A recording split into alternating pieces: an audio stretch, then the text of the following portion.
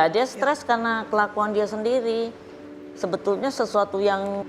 Ini kebetulan banget saya ketemu ibu, saya senang banget. Terima kasih nih ya buat Hotman Paris Show. Karena saya udah capek bu.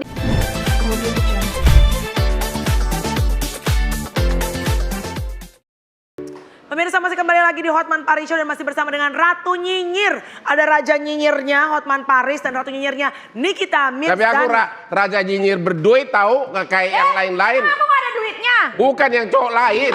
Karena banyak cowok lain yang nyinyir mulut tapi bokeh. Lo berdua jangan marah-marah Ham, dengan berdua ke pelaminan deh, udah cocok lo. Ini anak kalau berdua nih, kalau nikah anaknya apa ya, mercon kali ya. Wow.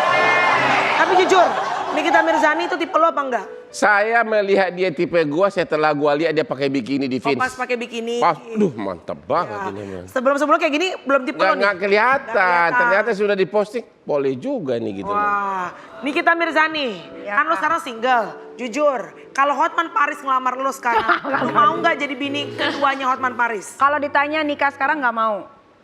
Karena sekarang buat Niki laki-laki itu cuman... Oke, gue ganti. Kalau lo mau sekarang ini nggak usah dilamar deh sama Hotman Paris. Astaga. Atau TTM. Kalau jadi TTM-annya mau nggak? Enggak ah. Dia temennya ini, temen-temen cewek-cewek cabe-cabean. Oh iya. Enak aja lu. Ntar ujung-ujungnya sama yang dulu deh. Iya nggak mau ah. Yang mana lagi yang dulu? Oh ada teman gua satu yang musuhnya dia. Nggak ada, aku mah nggak punya musuh. Aku mah nggak punya musuh. Yang ikut senam sama saya di Ancol gitu. Kemana udah nggak itu lagi? Nggak deket sama abang lagi. Tahu kan musuh lu teman gua? Nggak ada musuh. Yang juga ikut itu siapa sih namanya? Gue udah lupa namanya. Lupa nama, ingat rasa Hotman Paris. Oke, baiklah. Yang pasti ya. Kita ada kedatangan tamu lagi nih, kita invite langsung aja. Katanya nggak ada. Penasaran, ya gua penasaran ini. Pasti tambah heboh. Iya. Kita sambut aja Elsa Sharif.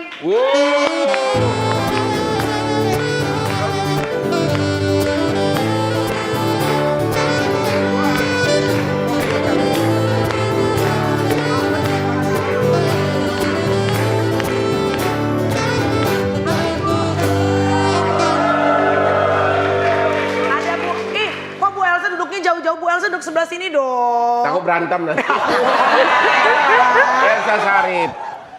Tadi nih kita ini ngomel-ngomel. Katanya kamu mewakili mantan suaminya, siapa namanya? Nggak tahu namanya siapa lu. Siapa? Ya, si Soja. Mendadak lupa ya. Terus katanya lu laporin dia laporin ke Polda dengan alasan penelantaran anak. Padahal tidak ada bukti. Kenapa di polisi dilaporin dia penelantaran anak? Enggak menantarkan. Apa dong? Laporannya apa? Laporannya diskriminasi. Enggak, ditulisannya pelantaran anak. Diskriminasi? Tidak melihat. Mana handphone gue sini, gue tunjukin surat panggilannya. Sini handphone gue, oke lah. Tidak bisa mempertemukan anak dengan bapaknya. Tapi itu ada kaitannya dengan 768. Itu kan dan penelantaran anak. Tapi kan tidak semuanya pasal dalam tulisan itu masuk. Jadi yang masuk itu apa? Diskriminasi. Diskriminasi karena dia karena bapak anak itu nggak boleh ketemu dia. Emang itu pidana? Anaknya iya. Emang itu pidana? Diskriminasi ya. Hah? Iya, pidana. Di undang-undang mana? Di undang-undang perlindungan anak. Oh, di undang-undang perlindungan anak. Barang siapa tidak boleh melihat anaknya pidana? Iya, 76. Oh, begitu ya. Aku harus belajar lagi nih. Gimana? Jadi katanya klienmu cuma sanggup bayar 6 juta, kirim 6 juta ke anaknya dia, itu pun cuma beberapa kali dikirim, sedangkan honor kamu katanya gede banget. Gimana, bener nggak tuh? Enggak, itu kan dasarnya dari putusan pengadilan. Iya. Jadi, terus dalam putusan pengadilan itu kan sudah ditentukan 6 juta sebulan. 6 juta sebulan dan yang lain-lainnya ya. Melahirkan, kemudian yang lain-lainnya. Dan juga ada hak juga ditetapkan bahwa dia bisa melihat anaknya. Begitu. Terus menurut kamu klienmu royal nggak sama Nikita? Ya kita kan itu tergantung kesanggupan dia. Gajinya bukan soal royal atau tidak royal, tapi kan itu kaitannya kesanggupan dia kawinnya dengan orang kaya atau bukan orang kaya. Menurut kamu Gajinya aja yang dia masukin ke pengadilan itu 15 juta loh, saya ingat. Karena saya nggak pernah miss satu kali persidangan pun saat saya mau bercerai sama Sajat Ukra. No. Dia ngasih gaji palsu loh, saya masih simpen. Dan ibu bukan yang pertama kan yang jadi lawyernya si Sajat. Ibu tuh lawyer kedua. Lawyer yang pertama tuh dimaki-maki sampai keluar, tahu nggak? Ini kebetulan banget saya ketemu ibu, saya senang banget. Terima kasih nih ya buat Hotman Paris Show. Karena saya udah capek ibu diginin terus. Oke, jadi kita tidak membahas lagi soal perilaku atau sifat orang. Saya hanya menanyakan fakta hukum kejadian sebenarnya di Polda tanpa menatakan siapa yang salah dulu. Memang laporan suaminya Nikita, laporan polisi sudah dibuat dari 3 tahun lalu ya? Iya. Terus? Sebelumnya sudah ada berapa kali kita usahakan pertemuan. Ya. Dan pernah juga Nikita juga datang ke kantor saya baik-baik. Ya. Terus saya sampaikan baik-baik coba dipertemukan di kantor mungkin sebentar aja. Terus kemudian ada permintaan-permintaannya dan saya memaksa Sajat untuk memenuhinya. Jadi sebelum saya kan memang Sajat sudah pernah punya pengacara dan juga sudah pernah melakukan hal itu untuk pertemuan, tetapi selalu tidak bisa. Dan terus laporan polisi itu udah 3 tahun lalu sudah masih penyelidikan atau penyidikan? Laporan itu kan mulai dari penyelidikan. Sekarang udah apa? Sekarang udah ditetapkan tersangka. Hah? Sudah ditetapkan tersangka. Siapa tersangka? Nikitanya. Nikitanya Bu, Iya. tersangka sekarang? Atas dasar apa? Ya sampai berapa kali diminta untuk pertemuan, tetap dia menolak. Sampai anaknya kan udah besar. Bukan. Maksud saya atas dasar apa ditetapkan tersangka? Karena tidak pernah diskriminasi karena tidak mempertemukan anak dengan bapaknya. Baru tahu saya bisa begitu. Ya bisa. Undang-undang apa? Undang-undang perlindungan anak. Perlindungan anak karena Wah, ini informasi baru nih bagi suami atau bagi istri yang tidak bisa ketemu anaknya ya. Iya. Pasal ini bisa dipakai. Tapi kenapa harus nunggu 3 tahun?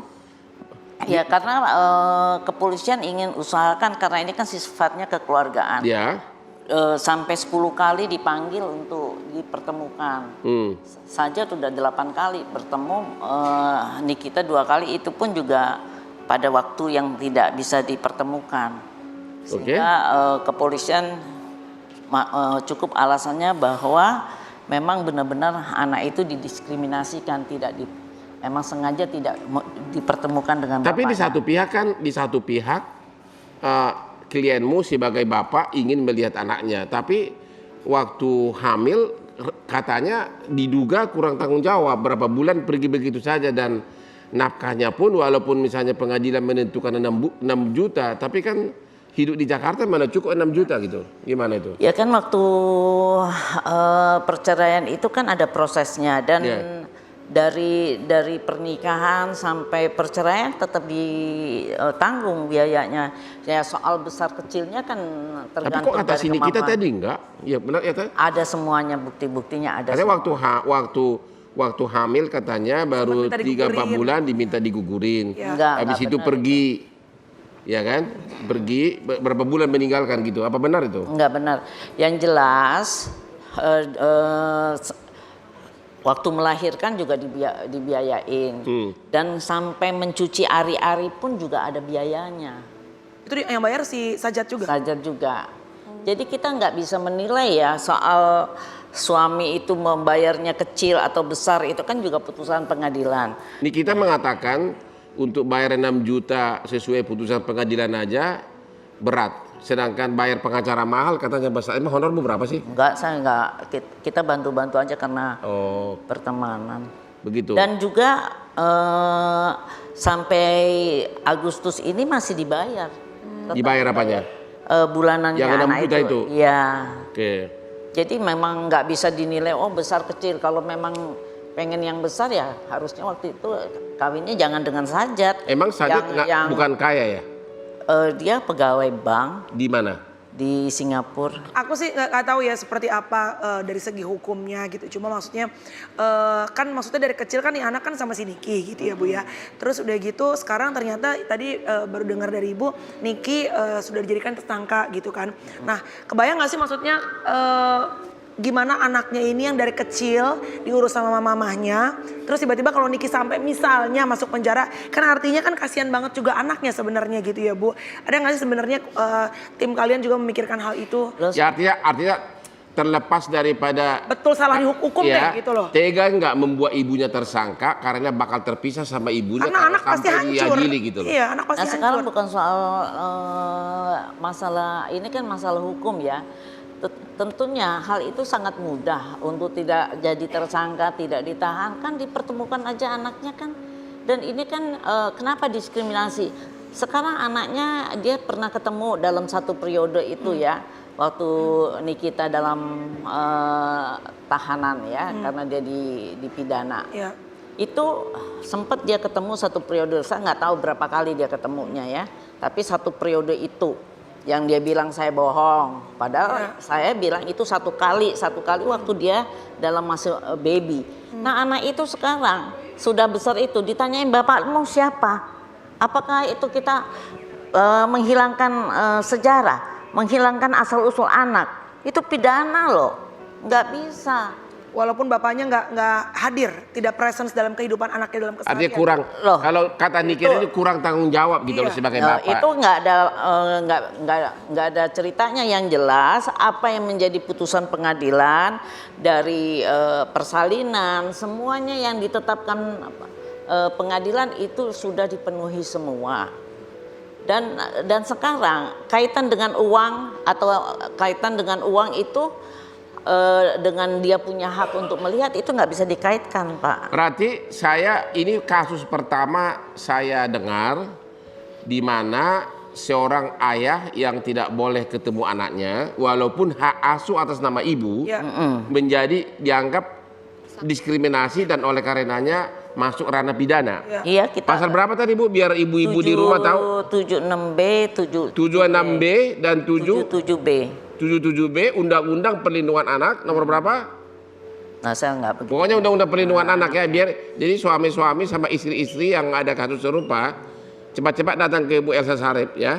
Baik, sekarang apa yang mau Ibu sampaikan ya untuk Nikita Mirzani yang tadi tentunya saya pribadi juga shock, Abang juga saya yakin shock, tim semua shock ya. Apalagi Ibu yang frontal langsung gitu ya. Apa yang pengen Ibu sampaikan ke Niki? Ya saya lihat dia sangat stres ya melihat tindakan dia. Karena ada seperti tekanan segala macam ini kan. itu. Ya dia stres karena kelakuan dia sendiri. Sebetulnya sesuatu yang Dia nggak mudah. stres, marah doang. Marah ya. Karena kalau stres Marahnya- anggapan orang kan jadi marahnya nggak terkendali lah. jadi Karena ya. mungkin ngerasa sebagai ibu nalurnya melindungi anak kali gitu kali ya Bu yang saya rasakan kali Ya, ya. tapi kan dia juga harus namanya kalau sayang cinta sama anaknya ya dia juga bisa membuat anak itu happy kan anak itu jadi orang lain tuh Oke, pertanyaan mengetahui terakhir. bapaknya, tapi dia nggak mengetahui bapaknya. Pertanyaan terakhir.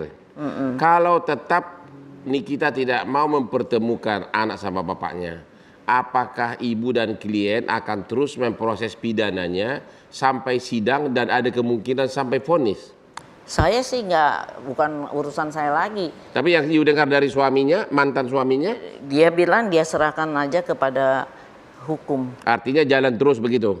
Ya mungkin begitu. Oke. Problematika hidup, ya. Berhati-hatilah para wanita, para laki-laki dalam mencari pasangan dalam rumah tangga ya Bang. Tuh, dengar Karena tuh. ujung-ujungnya ternyata ya ini Iya. sama-sama punya keinginan, sebenarnya keinginan baik sama-sama untuk anak, Nah. tapi akhirnya bisa sampai ke pidana loh, sampai bisa dipenjara gitu. Ya anyway, aku sih berdoa mudah-mudahan mereka berdua bisa punya titik temu, karena kan dua-duanya sama-sama. Kalau Nikita pun masuk, kasihan juga Askanya gitu. Ya sebaliknya juga dari segi Sajatnya juga pasti kan ya sebagai bapak mungkin ingin bertemu dengan anaknya. Mudah-mudahan biar bagaimanapun juga kedua orang tua ini Ya, kalau bisa ada ditemukan, jalan keluar. mungkin bisa selesai Ya. dengan baik. Gitu. Oke, kita berikan tepuk tangan dulu dong. Baik, Bu Elsa makasih. Iya sama-sama yuk. Yuk, Sukses. Mungkin setelah selesai acara ini Bu Elsa bisa cek tensi dulu Bu. duduk dulu, Shock ibunya ya. duduk dulu. Ya, Terima penutup kasih kita. Bang Hotman. Berikan kuat Abang yang bisa menguatkan kita semua yang lagi shock ini Abang. Dari pengalaman hidup dan emosi-emosi yang terjadi, ingat 3A, triple A, yaitu amati, analisa, baru action. Itulah prinsip hidup yang Anda harus terapkan. Jangan langsung action dulu, pasang IG, belum tahu apa-apa pasang IG. Lihat gaya gua selalu, walaupun tampang saya liar, tapi sudah mulai itu saya terapkan dalam hidup. Makanya hati-hati sama saya, kalau saya diam bukan berarti, tahu kan harimau sama singa, dia bisa sembunyi di semak-semak berjam-jam, tapi pada waktunya dia terkam. Triple E, amati, analisa, action. Salam Hotman Paris.